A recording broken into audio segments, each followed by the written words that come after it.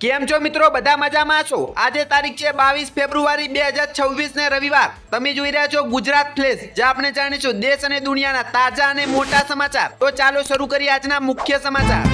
મિત્રો, કહેવામાં આવ્યું છે ને કે જ્યારે માં ના હોય ત્યારે બધા તરછોડે છે. જાપાનની અંદર એક એવો જ મામલો સામે આવ્યો છે. એક પંચ નામના વાંદરાનો વિડીયો સોશિયલ મીડિયામાં ઘણો વાયરલ થઈ રહ્યો છે. મિત્રો, તમે વિડીયો જોઈ શકો છો. આ વિડીયો આપણને ઘણું બધું શીખવી જાય છે. અમને આના પરથી શું જાણવા મળ્યું? કમેન્ટમાં જણાવતા જજો.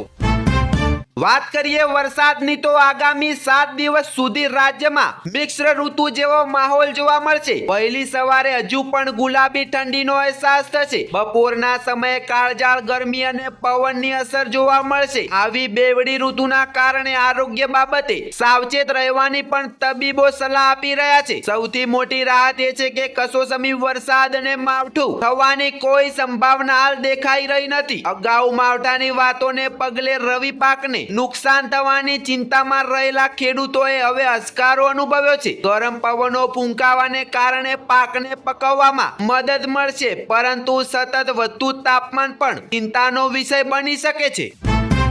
ખેડૂતો માટે ખુશખબર નીકળીને આવી રહી છે કે દેશના અન્નદાતાઓની આર્થિક સ્થિતિ મજબૂત કરવા માટે શરૂ કરવામાં આવેલી પીએમ કિસાન યોજના અત્યારે ચર્ચામાં છે. નિયમ મુજબ ખેડૂતોના ખાતામાં દર 4 મહિને 2000 રૂપિયાનો હપ્તો જમા કરવામાં આવે છે. અત્યાર સુધીમાં 21 હપ્તાઓ સફળતાપૂર્વક ખેડૂતોના બેંક ખાતામાં પહોંચી ચૂક્યા છે. હવે 22મા હપ્તાનો સમય થઈ ગયો છે, પરંતુ સરકારી સ્તરે મૌન સેવામાં આવતા ખેડૂતો મૂંઝવણમાં છે. ફેબ્રુઆરીના અંત હપ્તો આપવાની શક્યતા મીડિયા અહેવાલો અને સૂત્રોમાં જણાવ્યા અનુસાર સરકાર 24 ફેબ્રુઆરી 2026 ના રોજ પીએમ કિસાન યોજનાનો 22મો હપ્તો જાહેર કરી શકે છે. જો કે કૃષિ મંત્રાલય તરફથી આ અંગે કોઈ સત્તાવાર પુષ્ટિ કરવામાં આવી નથી. અગાઉ એવું અનુમાન હતું કે જાન્યુઆરીના અંત સુધીમાં નાણાં આવી જશે, પરંતુ હવે ફેબ્રુઆરી પણ પૂરો થવાની તૈયારીમાં છે. અન્ય એક અંદાજ મુજબ જો ફેબ્રુઆરીમાં વિલંબ થાય તો હોળીના તહેવાર પહેલા ખેડૂતોને આ ભેટ મળી શકે છે. રાજસ્થાનમાં કુલ 5.15 કરોડ મતદારો છે, જેમાં પુરુષ મતદાતાઓની સંખ્યા 2,79,57,881 છે, જ્યારે મહિલા મતદાતાઓની સંખ્યા 2,45,61,486 છે. ઉપરાંત રાજ્યમાં 562 ટ્રાન્સજેન્ડર મતદારો દાખલ થયા છે. આ ફાઇલ સૂચિ રાજ્યમાં મતદાર પંજીકરણ અને આગામી ચૂંટણી માટે આધારભૂત દસ્તાવેજ તરીકે કામ કરશે. બનાસકાંઠા જિલ્લો બટાકાના ઉત્પાદન માટે સમગ્ર રાજ્યમાં જાણીતો છે. જો કે આ વર્ષ બટાકા પકવવા ખેડૂતો પર બેવડો માર પડ્યો છે, જેના કારણે તેમની સ્થિતિ અત્યંત દયનીય બની ગઈ છે. એક તરફ ખેડૂતોએ મોંઘા બિયારણ અને ખાતરમાં ભારે ખર્ચા કર્યા હોવા છતાં માવઠાના કારણે બટાકાનું યોગ્ય ઉત્પાદન થયું નથી. આના પરિણામે ઉત્પાદનમાં નોંધપાત્ર ઘટાડો જોવા મળ્યો છે. બીજી તરફ બટાકાના બજાર ભાવ પણ તળિયે પહોંચી ગયા છે. ગત વર્ષ 20 કિલો બટાકાનો ભાવ 300 રૂપિયા હતો, જે આ વર્ષ ઘટીને માત્ર 100 થી 150 સુધી પહોંચી ગયો છે. ઉત્પાદન ઓછું થવા અને ભાવમાં ભારે ઘટાડો થવાના કારણે ખેડૂતો માટે તેમનો પ્રાથમિક ખર્ચ પણ કાઢવો મુશ્કેલ બની ગયો છે. અમદાવાદ શહેરના સરસપુર વિસ્તારના લગ્ન પ્રસંગમાં ડીજે વગાડવાના મામલે 2 જૂથમાં લોકો વચ્ચે હિંસક અથડામણ થઈ હોવાનો મામલો પ્રકાશમાં આવ્યો છે. આ મામલે શહેર કોટડા પોલીસે બંને પક્ષે સામે ફરિયાદ નોંધીને 7 આરોપીઓની અટકાયત કરવામાં આવી છે. સોશિયલ મીડિયા પર સતત વિવાદોમાં રહેતી સુરતની યુટ્યુબર અને ઇન્ફ્લુએન્સર કીર્તિ પટેલ ફરી એકવાર કાયદાકીય સંકજામાં આવી છે. જૂનાગઢના એક યુવાને બળાત્કારના ખોટા કેસમાં ફસાવી દેવાની ધમકી આપીને ₹20 લાખની ખંડણી માંગવા બદલ કીર્તિ પટેલ સહિત 5 શખ્સો સામે પોલીસ ફરિયાદ નોંધાઈ છે. આ મામલે પોલીસે ગુનો નોંધી આરોપીઓની ધરપકડ માટે ચક્રો ગતિમાન કર્યા છે. અમરેલીની સિવિલ હોસ્પિટલ ફરી એકવાર વિવાદોના ઘેરામાં આવી છે. ગર્ભાશયની કોથળીના ઓપરેશન માટે આવેલી એક મહિલાનું સારવાર દરમિયાન મોત નિપજતા પરિવારજનોએ હોસ્પિટલ તંત્ર પર ગંભીર આક્ષેપ કર્યો છે. ઘટનાને પગલે હોસ્પિટલ સામે રોષ જોવા મળ્યો હતો. બોટાદ જિલ્લાના ટાટમ ગામના વતની ભનીબેન મરદુરિયા નામના મહિલાને ગર્ભાશયની કોથળીના ઓપરેશન માટે અમરેલી સિવિલ હોસ્પિટલમાં દાખલ કરવામાં આવ્યા હતા. જો કે ઓપરેશન બાદ સારવાર દરમિયાન તેમનું મૃત્યુ થયું હતું. પરિવારનો આરોપ છે કે તબીબોની બેદરકારીના કારણે હનીબેનનું મૃત્યુ નીપજ્યું છે.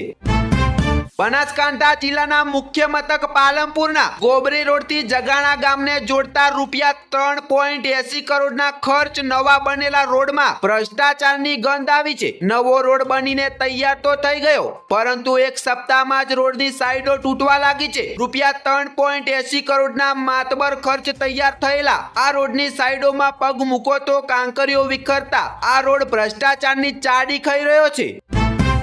પ્રદેશ ભાજપ અધ્યક્ષ જગદીશ વિશ્વકર્માએ કમલમ ખાતે પ્રેસ કોન્ફરન્સમાં કોંગ્રેસ પર હુમલો કર્યો હતો. તેમણે કહ્યું કે ભારતમાં એનડીએનું શાસન છે અને વિકસિત ભારત 2017ના સપના વડાપ્રધાન જોઈ રહ્યા છે.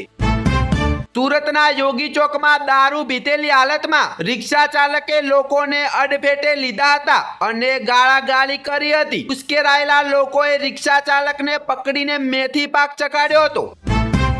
રાધનપુર માર્કેટિંગ યાર્ડના ચેરમેન અને વાઇસ ચેરમેનની પસંદગી માટે આજે મહત્વની બેઠક યોજાઈ હતી. ભારતીય જનતા પાર્ટી દ્વારા જાહેર કરવામાં આવેલા નામોને તમામ ડિરેક્ટરોએ સર્વોનુમતે સ્વીકારી લેતા ચૂંટણી પ્રક્રિયા સુખદ રીતે સંપન્ન થઈ હતી, જેમાં ચેરમેન બાબુભાઈ ચૌધરી અને વાઇસ ચેરમેન લાખાભાઈ રબારીની વરણી કરવામાં આવી હતી. ભારતીય જનતા પાર્ટીના મેન્ડેટના આધારે બિનહરીફ વરણી કરવામાં આવી હતી.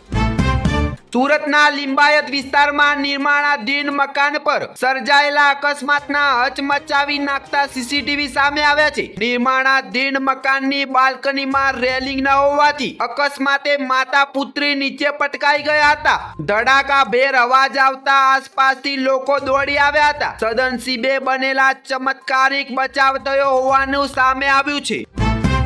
દિલ્હીમાં આયોજિત ગ્લોબલ એઆઈ સમિટ દરમિયાન યુથ કોંગ્રેસના કાર્યકરોએ વિરોધ પ્રદર્શન કર્યું હતું. દિલ્હીની ઘટનાના વિરોધમાં આજે સુરતના અઠવા ગેટ વિસ્તારમાં ભાજપના સ્થાનિક નેતાઓને મોટી સંખ્યામાં કાર્યકરો ઉમટી પડ્યા હતા. કાર્યકરોએ કોંગ્રેસ નેતા રાહુલ ગાંધી વિરુદ્ધ ભારે સૂત્રોચ્ચાર કર્યો અને રાહુલ ગાંધીના પુતળાનું દહન કર્યું હતું.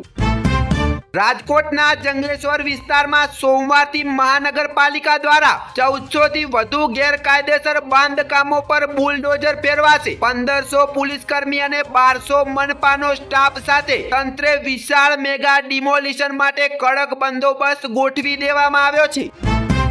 સુરતના વેસુ વિસ્તારમાં ચકચારી 300 કરોડના જમીન કૌભાંડનો મહત્વ આરોપી બિલ્ડર પ્રતુલ પટેલ અમેરિકા ભાગે તે પહેલા જ બેંગ્લોર એરપોર્ટ પરથી તેની ધરપકડ કરવામાં આવી છે. રોજ આવા તાજા અને મુખ્ય સમાચાર જોવા માટે આપણી ગુજરાત પ્લેસ ચેનલને સબસ્ક્રાઇબ કરી લેજો. ધન્યવાદ.